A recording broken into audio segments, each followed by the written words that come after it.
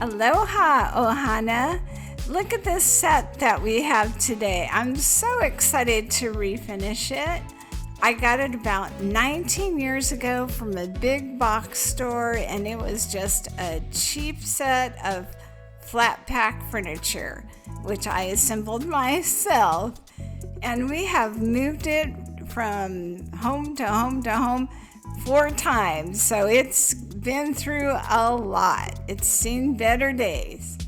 I know. What's up with all the cracking on that one nightstand? Oh my gosh, well, I think that's Pops' fault. He put a humidifier on top of it and it got very wet. Well, hopefully we can fix it.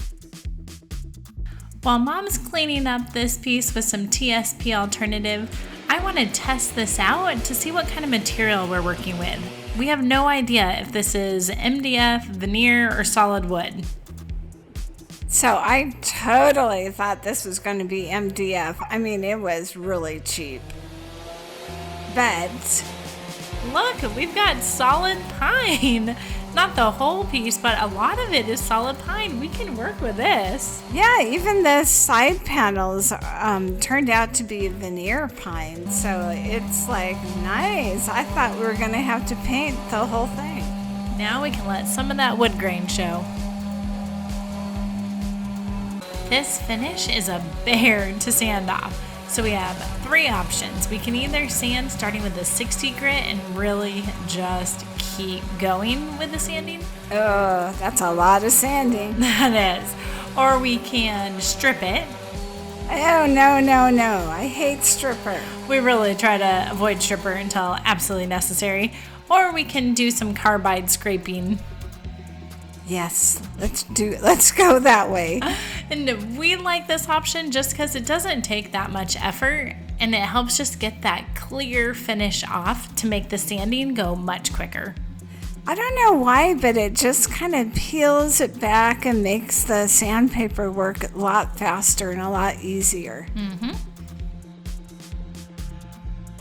We busted out our Surf Prep detail sander to get into some of those tight places.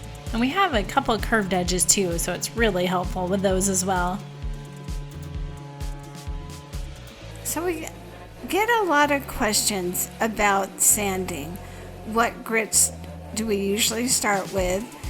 And we usually start with an 80 grit if it's solid wood.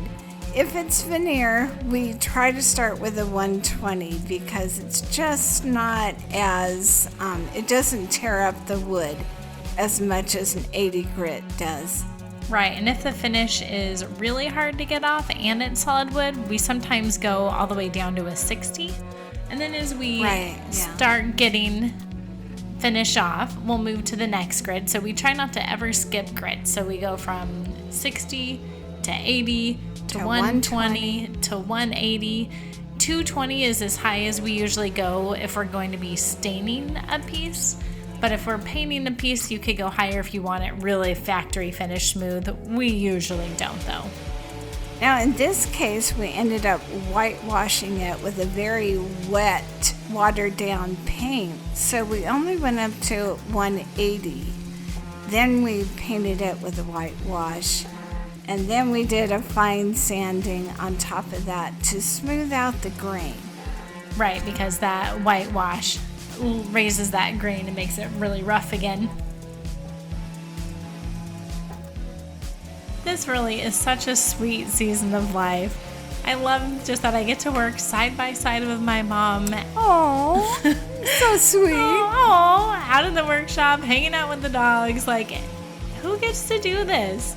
So thank you guys for being here and for watching because you allow us to continue doing this and it really is a dream come true.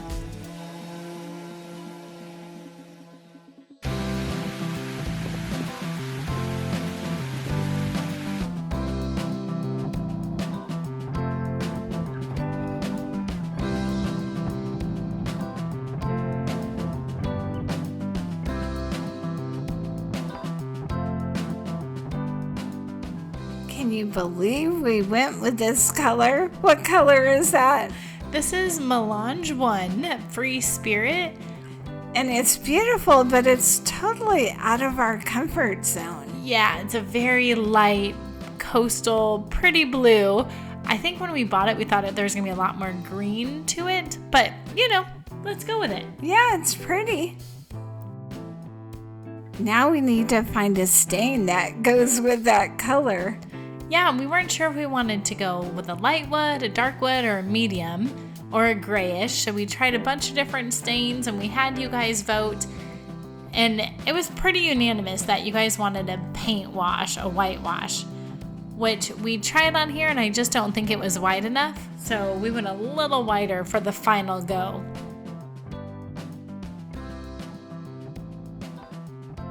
Yep, we're still sanding. It's easier and much faster just to paint the whole thing, isn't it? It's true. Getting down to raw wood and every nook and cranny definitely requires a lot more effort. When we sand, we still try to remember to wear our RZ masks all the time, but in case we forget, I don't feel horrible about it because we have these awesome festals attached to each of our sanders. They are dust extractors that pull that dust from the sanding right through to the bag below. It's HEPA, so it's nice and safe. It has those lots of air filters, and it really just keeps our lungs safe while we're doing all of these woodworking tasks.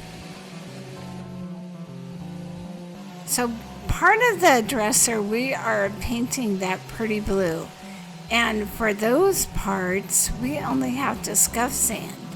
When we scuff sand, we usually just use a 180 grit to break up the finish on the surface, so we know our paint is easily going to adhere. So since we're painting all these drawers, we're just going to give them a quick scuff sand before we wipe them down and add some paint.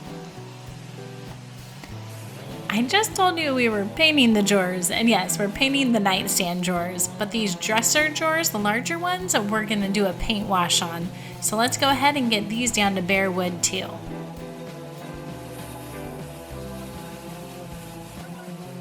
To make our paint wash, we use Rust-Oleum's chalk paint, added water to it, and normally people do it pretty thin. We wanted to make it have a little more coverage. So I did about 1 part chalk paint to 3 parts water. So kind of 25% of that is paint. Sometimes we get asked if you need to use chalk paint for paint washing or if you can use other types of paints.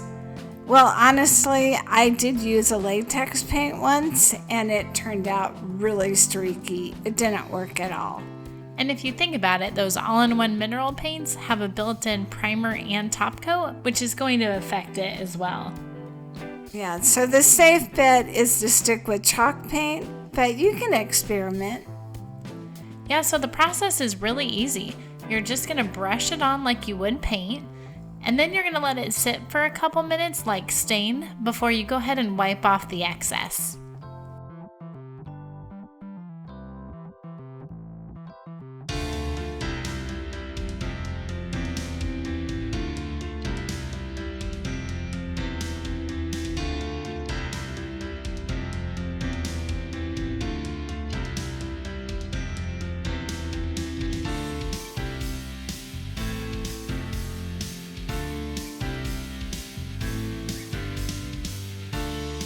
While Dani is working on whitewashing the nightstand, I'm giving the dresser a quick scuff sand because we want to paint that pretty blue color. It's going to look a little different than the nightstands. Ooh, and I am mighty glad for that.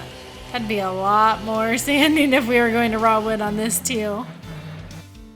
All right, so after 2 coats of whitewash, the grain on the piece was pretty rough. So I took a piece of fine sandpaper, and it was a 600 grit, just smoothed it out without taking that whitewash off. Now it's like baby butt smooth before the poly. And I tried out a drawer with this blue. Let's see how it looks. Nice! Okay, it looks good with the whitewash. Yeah, that's pretty cool. The Free Spirit Blue is a go. Spraying furniture is never gonna get old. It's so satisfying. It works so quick, and man, I love this Fuji sprayer. I'm glad we saved up and invested, because the 2 cheapy ones we had just couldn't cut it.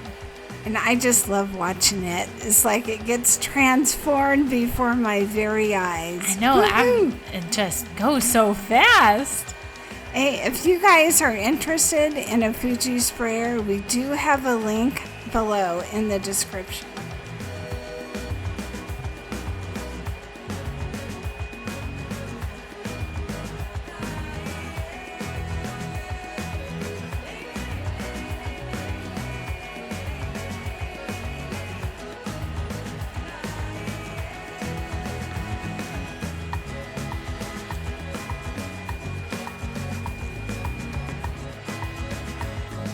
Since the piece was laying on its back while Dani was spraying it, it needed a little touch up on the top and the sides on the very back. Got that nice finished look.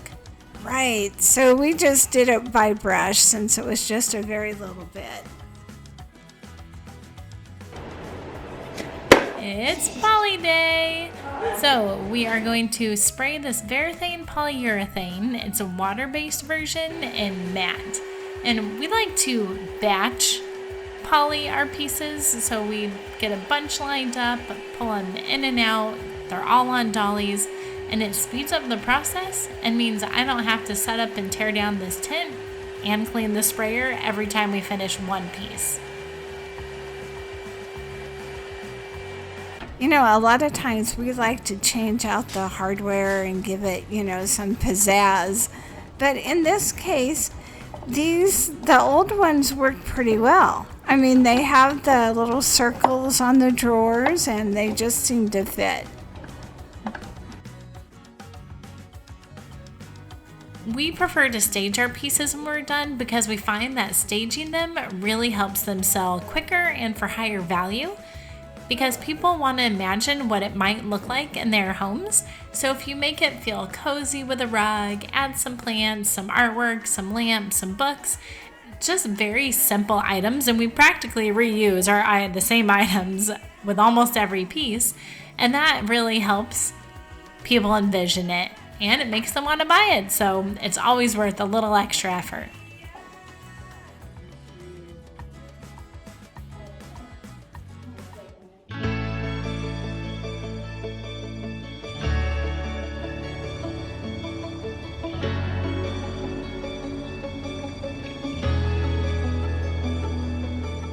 These pieces were so simple, but they were really fun to work on, even all that sanding. But thank you guys for being here. Thank you for watching. We hope you'll subscribe and stick around to check out more of our videos.